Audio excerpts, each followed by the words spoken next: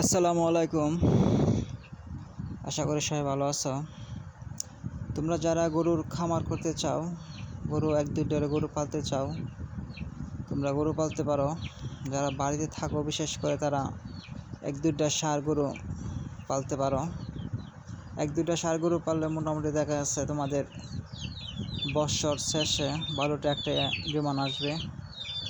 মোটামুটি ভালোই আস্তে আস্তে তোমার চেষ্টা করলে গরুর খামারটা বড় করতে পারবা।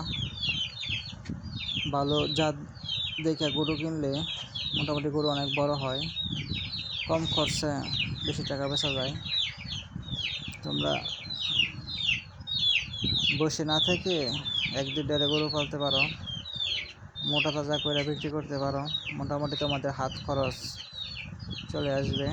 এই থেকেই বাড়ির থাকতে পারলা, বাড়ির টুকটাক কাজ করতে পারলা, গরু পালতে পারলা, গরু খামার করতে পারলা।